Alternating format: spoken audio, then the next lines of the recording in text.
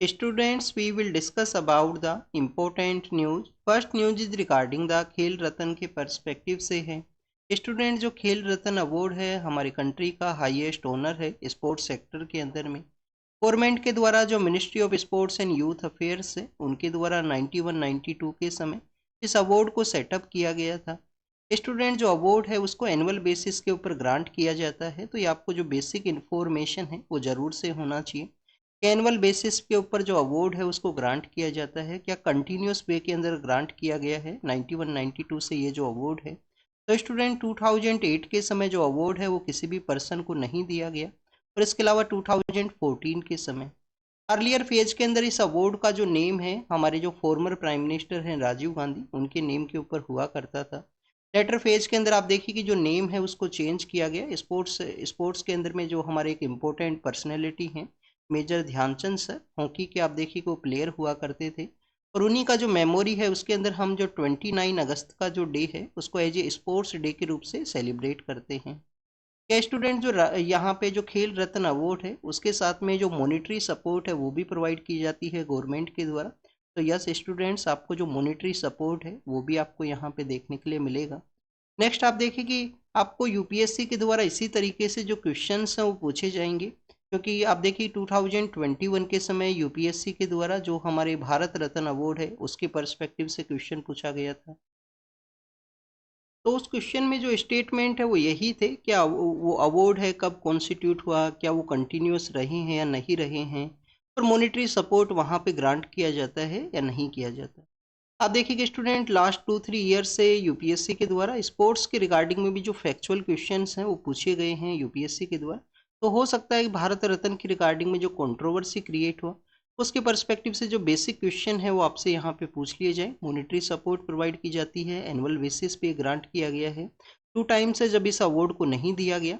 और फर्स्ट जो रेसिपिएंट है वो कौन है, हमारे जो चेस के प्लेयर हैं विश्वनाथन आनंद सर, वो इसके आपको फर्स्ट रेसिपिएंट है वो देखने के लिए मिलेंगे जो खेल रत्न अवार्ड है उसके रिगार्डिंग। नेक्स्ट अगर हम बात करें कंट्रोवर्सी के पर्सपेक्टिव से, तो आप देखिए कि ओलंपिक के अंदर में जो हमारा फर्स्ट पर्सन है जिनके द्वारा एक ओलंपिक के अंदर 2 मेडल्स वो जीते गए थे, वो मनु भाकर हैं, जो कि आपको शूटिंग के पर्सपेक्टिव से देखने के लिए मिलेंगे।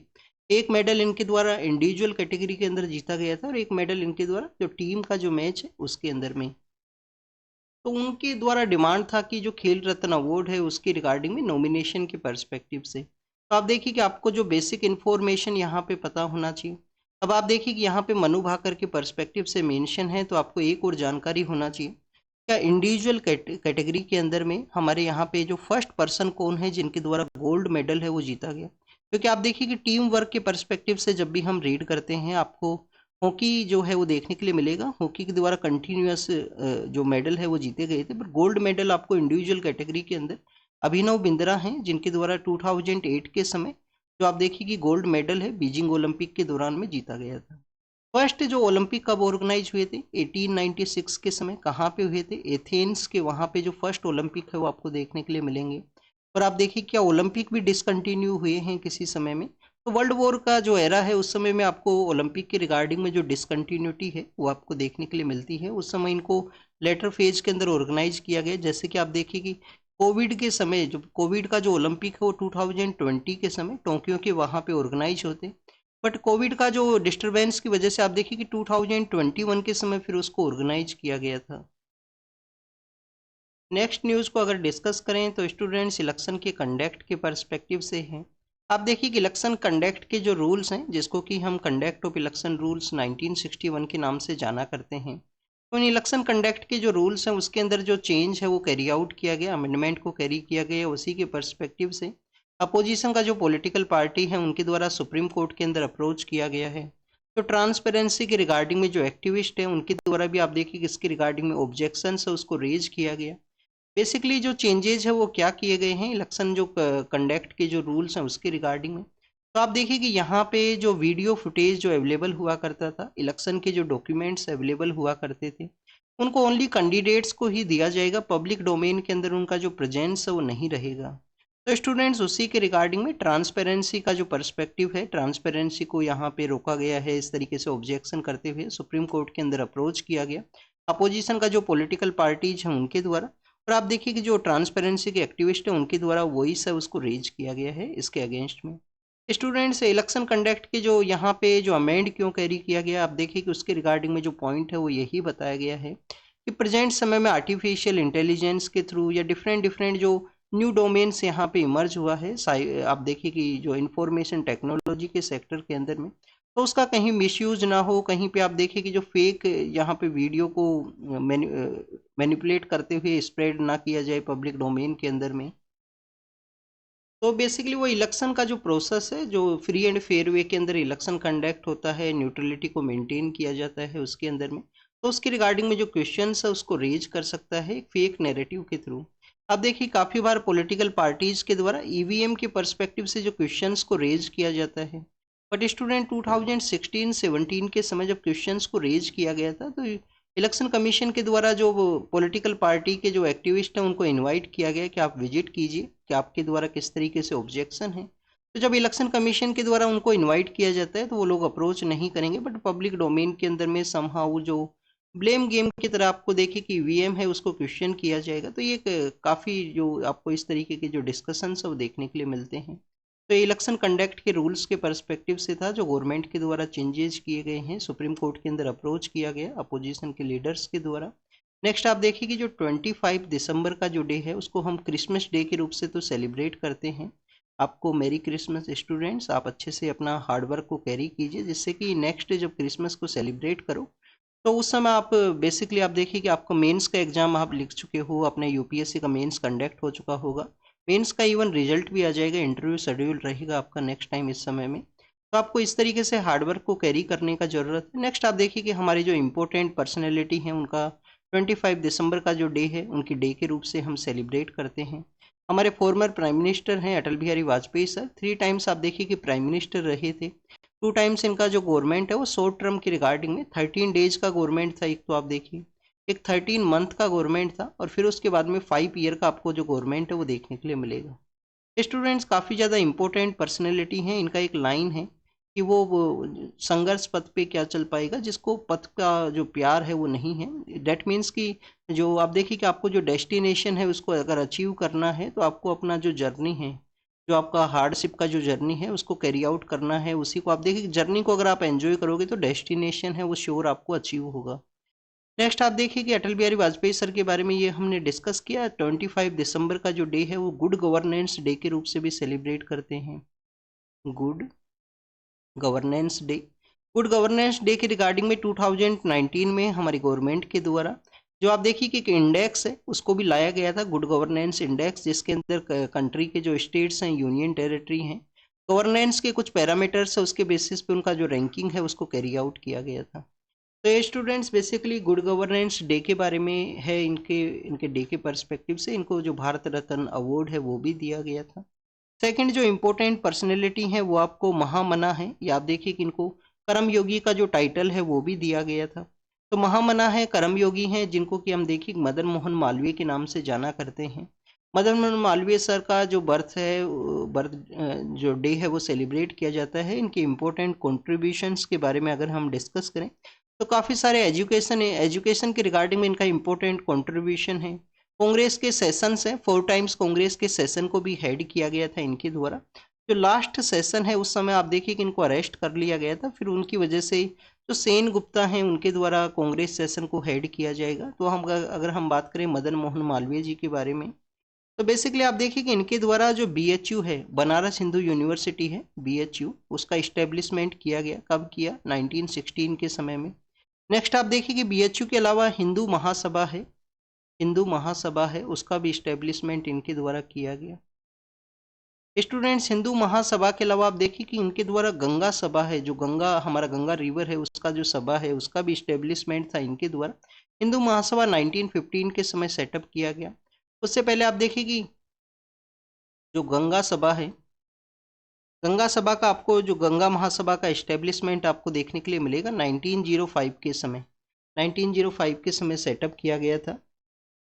इनके द्वारा कुछ मैगजीन हैं, कुछ न्यूज़पेपर हैं, उनको भी आप देखिए कि कैरी आउट किया गया था। तो मैगजीन्स और न्यूज़पेपर्स के पर्सपेक्टिव से अगर हम डिस्कस करें तो फर्स्ट इनके द्वारा जो अद्भुत्य है उसको स्टार्ट किया गया। फर्स्ट आप देखिए इनके द्वारा जो अद्भुत्य है उसको स्टार्ट किया गया था। फिर आप देखिए कि लीडर को इनके द्वारा चलाया गया, लीडर चलाया गया था मदन मोहन मालवीय जी के द्वारा। हिंदुस्तान दैनिक है और मर्यादा, हिंदुस्तान दैनिक और मर्यादा, ये 4 आपको जो न्यूज़पेपर्स हैं, जो मैगजीन्स हैं, वो इनके थ्रू देखने के लिए मिलेगा। नेक्स्ट आप देखिए कि जो सत्यमेव जयते है, यूपीएससी के द्वारा सत्यमेव जयते के रिगार्डिंग में क्वेश्चन पूछा गया था 2014 के समय। तो जो सत्यमेव जयते जो वर्ड है, इस वर्ड को आप देखिए कि इनके द्वारा पॉपुलराइज किया गया। ये वर्ड बेसिकली कहाँ से लिया गया है स्टूडेंट? सत्यमेव जयते जो वर्ड है बेसिकली आपको जो हमारा मुंडोको उपनिषद है, मुंडोको उपनिषद है, वहाँ से आपको देखने के लिए मिलेगा। नेक्स्ट अगर हम डिस्कस करें स्टूडेंट्स, इनके द्वारा कांग्रेस सेशंस को हेड किया गया था। यूपीएससी के द्वारा क्वेश्चन यही पूछा गया था कि जो हमारा एम्बलम है वहाँ पे सत्यमेव जयते है, इस वर्ड को कहाँ से लिया गया है? ये मुंडक उपनिषद से है। जो कांग्रेस सेशंस इनके द्वारा हेड किए गए थे वो 4 टाइम्स हेड किए गए। आप देखिए कि 1909 के समय इनके द्वारा हेड किया गया कांग्रेस सेशन को, 1919 के समय कांग्रेस सेशन हेड किया गया।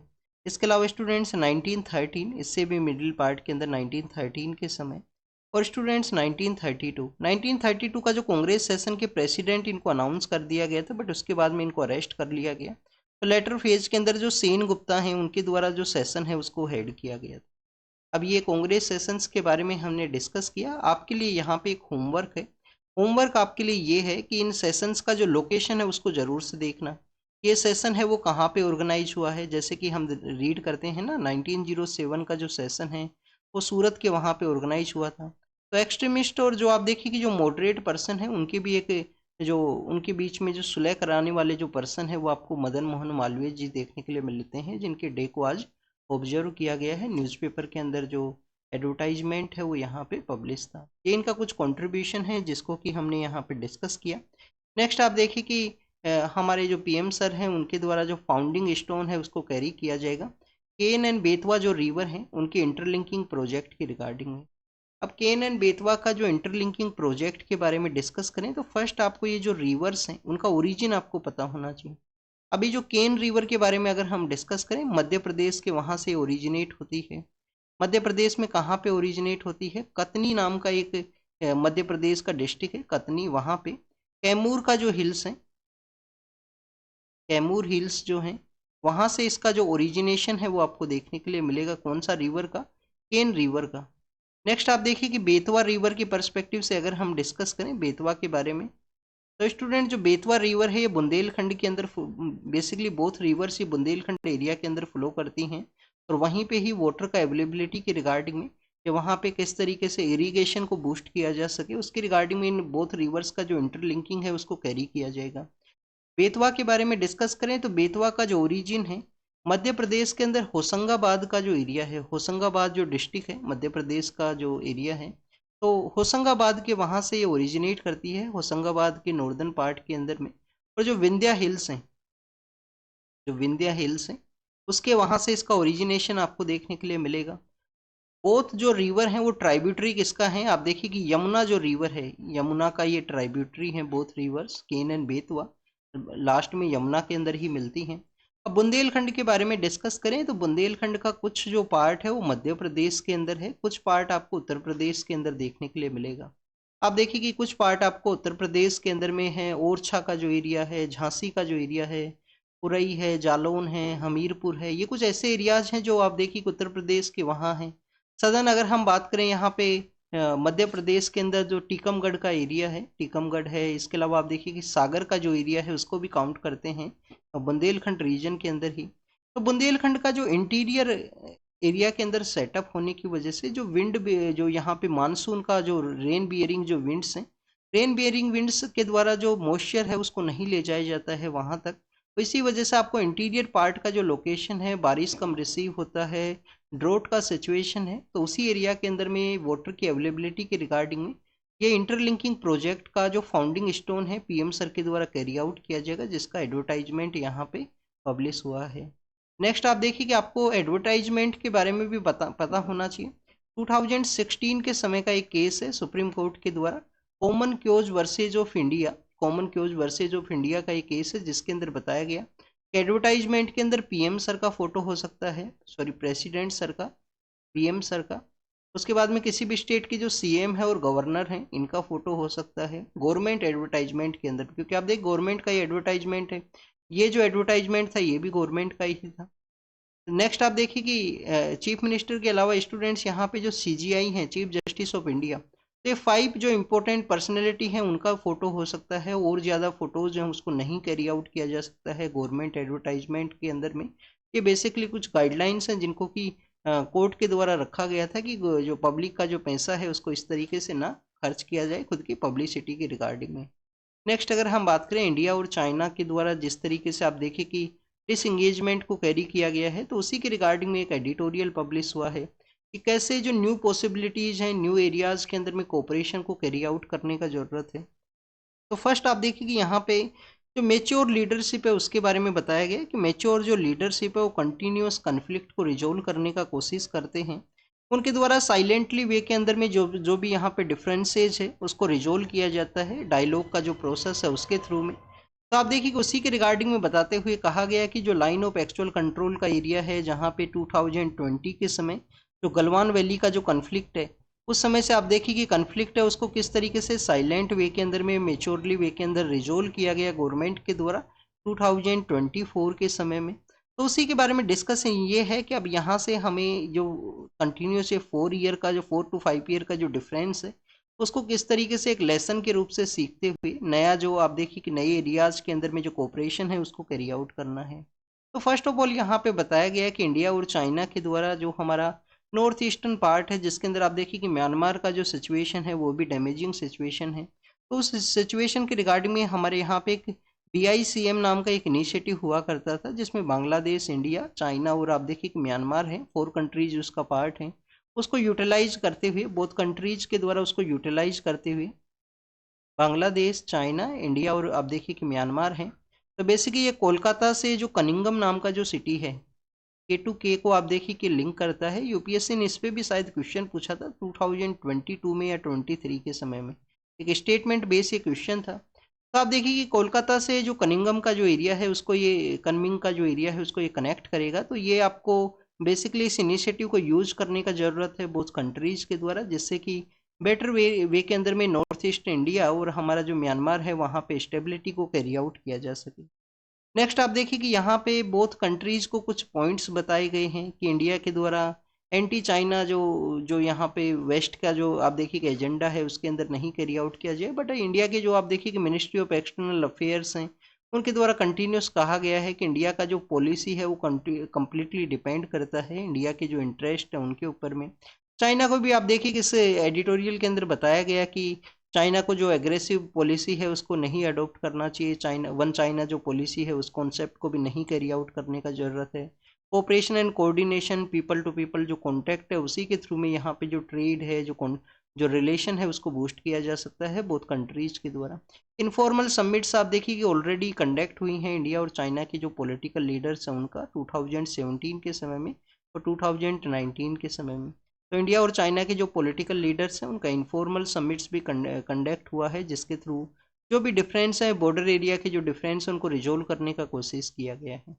आईटी सेक्टर के बारे में डिस्कशन है कि आप देखिए कि इंफॉर्मेशन टेक्नोलॉजी का जो सेक्टर है सॉफ्टवेयर का आप देखिए कि इंडिया के द्वारा एक्सपोर्ट कैरी आउट किया जाता है, और इंडिया का जो सॉफ्टवेयर इंडस्ट्री है उसको काफ़ी सारे जो डेवलपिंग कंट्री हैं जो आप देखिए कि लिस्ट डेवलपिंग कंट्री हैं उनके द्वारा भी प्रेज किया गया है कि one of the important sector है जिसके अंदर मेरिटोक्रेसी है, जिसके अंदर जो मेरिटोक्रेसी है उसको यूज करते हुए और आप देखिए कि जो सर्विसेज का सेक्टर को यूटिलाइज करते हुए अपना जो एक्सपोर्ट को कैरी आउट किया जा सके।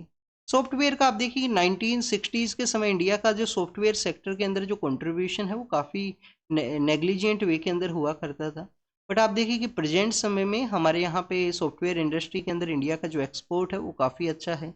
जीडीपी का अगर हम कंट्रीब्यूशन के बारे में डिस्कस करें इंफॉर्मेशन टेक्नोलॉजी सेक्टर का, तो आप देखिए कि प्रेजेंट समय में 7% ऑफ जीडीपी, हमारा जीडीपी का जो 7% है वो कंट्रीब्यूशन आपको कहाँ से देखने के लिए मिलेगा, आईटी सेक्टर से। तो 7% का जो कंट्रीब्यूशन है वो आईटी सेक्टर से है। बट स्टूडेंट्स यहाँ पे भी कुछ इनइक्वलिटी हैं जिनको कि एनएसएसओ का एक रिपोर्ट है उसके अंदर बताया गया।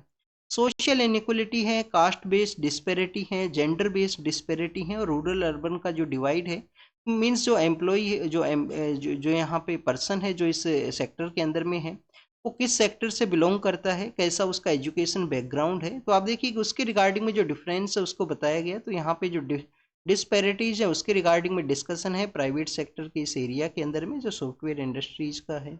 नेक्स्ट अगर हम बात करें स्टूडेंट्स, रेमिटेंस के पर्सपेक्टिव से डिस्कशन है। आप देखिए कि जो जो लो इनकम कंट्रीज हैं, जो लो एंड मिडिल इनकम कंट्रीज हैं, उनके लिए जो रेमिटेंस है one of the important source हुआ करता है रेवेन्यू का। काफ़ी बार आप देखिए कि इम्पोर्टेंट सोर्स आपको जो रेवेन्यू है, इनकम है, उसका एक इम्पोर्टेंट सोर्स आपको देखने के लिए मिलेगा जो रेमिटेंस है। इंडिया का प्रेजेंट समय में जो रेमिटेंस है, वर्ल्ड के अंदर जितना भी रेमिटेंस किया जाता है उसका 14.3% इंडिया के जो पर्सन हैं उनके द्वारा या इंडिया के द्वारा आप देखिए कि रेमिटेंस के अंदर कंट्रीब्यूशन है इंडिया का। टोटल हमारा जो जीडीपी है उसका 3.3% ऑफ जीडीपी है, उसके अंदर भी रेमिटेंस सेक्टर का कंट्रीब्यूशन। क्योंकि हमारे काफ़ी सारे जो वर्कर्स हैं, जो मिडिल ईस्ट का एरिया हो, कोई भी कंट्री हो जहाँ पे उनके द्वारा विजिट किया जाएगा, वर्क को कैरी आउट किया जाता है। काफ़ी बार आप देखिए कि वर्क के रिगार्डिंग में जो इनह्यूमन प्रैक्टिस है वो भी सामने आती है। कफाला सिस्टम है मिडिल ईस्ट के जो कंट्रीज है वहाँ पे, और काफ़ी बार इंडिया के द्वारा अपने जो पर्सन है उनको रेस्क्यू भी किया जाता है उस इनह्यूमन जो वर्किंग कंडीशन है उसके रिगार्डिंग में। तो रेमिटेंस के बारे में डिस्कशन है। वर्ल्ड बैंक का जो रिपोर्ट है उसके अंदर बताया गया कि किस तरीके से इंडिया का जो कंट्रीब्यूशन है वन ऑफ द हाईएस्ट आप देखिए प्रेजेंट समय में।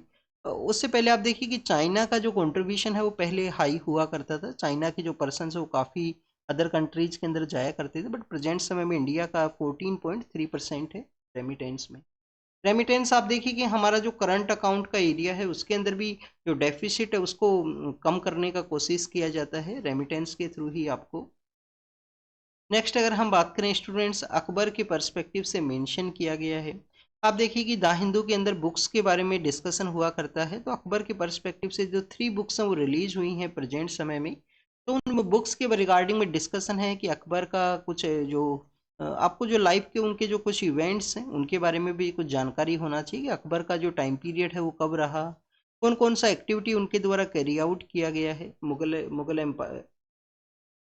तो स्टूडेंट्स, अकबर का जो टाइम पीरियड है उसके पर्सपेक्टिव से अगर हम डिस्कस करें, हो सकता है कि यूपीएससी से हमारे से यहाँ क्वेश्चन है वो पूछ लिया जाए। स्टूडेंट्स, 1556 से लेकर 1605 का जो समय है वो इनका टाइम पीरियड आपको देखने के लिए मिलेगा। बट इनिशियल फेज के अंदर जो अकबर के जो ट्यूटर हुआ करते थे बैरम खान हैं, उनके द्वारा जो वहाँ पे जो एक्टिविटी है उसको कैरी किया गया था। कम्प्लीटली जो अकबर का जो लर्निंग फेज है वो हुआ करेगा बैरम खान के अंडर में। नेक्स्ट आप देखिए कि बैरम खान का भी जो लेटर फेज के अंदर डेथ होता है, इनको सेंड किया जाता है अकबर के द्वारा कहीं पे, फिर उनका डेथ होगा। बैरम खान के जो सन हैं जिनको कि हम अब्दुल रहीम खान के नाम से जाना करते हैं, वो फिर आप देखिए कि एक इम्पोर्टेंट जनरल है वो बनते हैं अकबर का जो टेन्योर है उस दौरान में। तो स्टूडेंट्स, अकबर के टेन्योर के जो इम्पोर्टेंट इवेंट्स के बारे में डिस्कस करें, one of the important event है कि जो सेकेंड बैटल ऑफ पानीपत है, सेकेंड बैटल ऑफ पानीपत है, उसके अंदर इनका पार्टिसिपेशन था। बट आप देखिए कि काफ़ी जो उस समय इनके द्वारा कम्प्लीटली जो पावर है उसको नहीं गेन किया गया था। कम्प्लीटली जो पावर का जो गेन है वो 1560 के समय देखने के लिए मिलेगा। तो बैटल ऑफ पानीपत के अंदर में आप देखिए कि इनका पार्टिसिपेशन है। उस समय में जो अफगान फोर्स हुआ करती थी और हेमू का जो फोर्स है, हेमचंद्र विक्रमादित्य का जो फोर्स है, उनको डिफीट किया गया था उस बैटल के अंदर में। और मुगल एम्पायर है वो फिर से इस्टेब्लिश होता है उस दौरान में। नेक्स्ट अगर हम बात करें स्टूडेंट्स, अकबर के जो मिलिट्री जो कन्क्वेस्ट है उनके बारे में, तो स्टूडेंट्स 1562 के समय जब पावर के अंदर में आते हैं, तो 1562 के समय इनके द्वारा जो बैज बहादुर हैं, बैज बहादुर के अगेंस्ट में जो आप देखिए कि मिलिट्री का जो कन्क्वेस्ट है उसको कैरी आउट किया गया। बैज बहादुर को मनसबदार बना दिया जाता है खुद के कोर्ट के अंदर में। नेक्स्ट इनके द्वारा फिर जो गोंडवाना का एरिया है जहाँ पे रानी दुर्गावती के साथ में जो बैटल है और उनके जो सन हुआ करते हैं वीर नारायण, उनके रिगार्डिंग में जो बैटल है वो आपको देखने के लिए मिलेगा गोंडवाना के एरिया के अंदर में 1564 के समय में। तो रानी दुर्गावती आप देखिए कि उनकी रिगार्डिंग में जो आपको टाइगर रिजर्व हैं वो भी देखने के लिए मिलेंगे मध्य प्रदेश के, वहाँ पे रानी दुर्गावती हैं। यहाँ पे कौन है, बेज बहादुर हैं जिनके अगेंस्ट में कैरी आउट किया गया था। नेक्स्ट आप देखिए कि इसके बाद में इनके द्वारा गुजरात के अंदर कैरी किया गया, और गुजरात का जो विक्ट्री होता है इनका 1573 के अंदर में, 1573 के अंदर गुजरात के अंदर में। और गुजरात का जो विक्ट्री है उसी के अचीवमेंट के अंदर में इनके द्वारा फतेहपुर सीकरी है उसको फतेहपुर सीकरी का जो इस्टेब्लिशमेंट किया गया था, फतेहपुर सीकरी आप देखिए कि हाईएस्ट आपको जो गेट है वो देखने के लिए मिलेगा। हल्दी घाटी का बैटल होता है फिर 1576 के समय में, जब आप देखिए कि राणा प्रताप के साथ में ये बैटल को कैरी आउट करते हैं। उसके लेटर फेज के अंदर में आपको और भी काफ़ी सारे एरियाज हैं, जिसमें खानदेश का भी एरिया है। आप देखिए कि चांद बीबी के द्वारा जो अहमदनगर है उसको डिफीट किया जाएगा, डिफेंड किया जाएगा मुगल फोर्स के अगेंस्ट में। चांद बीबी के द्वारा जो अहमदनगर का एरिया है वहाँ पे भी बैटल होती है, बट चांद बीबी समहाउ अपने आप को, अपना जो एरिया है उसको डिफेंड करती हैं। और अदर अगर हम इनके जो वर्क के पर्सपेक्टिव से डिस्कस करें तो आप देखिए कि जो पिलग्रिम जो टैक्स है, जजिया का जो टैक्स है वो इनके द्वारा अबोलिश किया गया था। बट इससे पहले भी आप देखिए कि कश्मीर के एक रूलर हैं जिनके द्वारा जो जजिया है उसको अबोलिश किया गया था, जो कि एक रिलीजियस टैक्स हुआ करता था। तो जो कश्मीर के जो रूलर हैं जिनके द्वारा जजिया को अबोलिश किया गया था, वो आपका होमवर्क है, वो आपको कमेंट सेक्शन के अंदर बताना है। नेक्स्ट आप देखिए कि इनके द्वारा जो वर्शिप होम है, इबादत खाना, उसको सेटअप किया गया। इबादत खाना, और इनका एक नया कैपिटल आता है फतेहपुर सीकरी, इनके द्वारा नया कैपिटल है उसको सेटअप किया गया था। फतेहपुर सीकरी है, फतेहपुर सीकरी इनका नया कैपिटल है। इबादत खाना सेटअप किया गया। दीन ए इलाही इनके द्वारा एक नया रिलीजन है उसको सेटअप किया गया था। सुल उल कुल का जो एक यहाँ पे आप देखिए कि एक फिलोसफी है वो इनके द्वारा अडॉप्ट किया गया कि सभी को जो पीस है उसको सेटअप करना है। तो ये कुछ बेसिक आपको जो इन्फॉर्मेशन है वो आपको देखने के लिए मिलेंगे। इनके एक जो बदौनी जो हैं, जो आप देखिए कि बदायूं का जो नेम किया गया है फिर लेटर फेज के अंदर, तो बदौनी इनके कंटेम्प्रेरी आपको जो ऑथर हैं वो आपको देखने के लिए मिलते हैं। इनके एक रिलीजियस गुरु भी हुआ करते थे, शेख मुबारक हैं जो इनके रिलीजियस गुरु हैं। और स्टूडेंट्स इनका जो किताब है एन ए अकबरी, वो आप देखिए कि अबुल फजल के द्वारा उसको ड्राफ्ट किया गया है।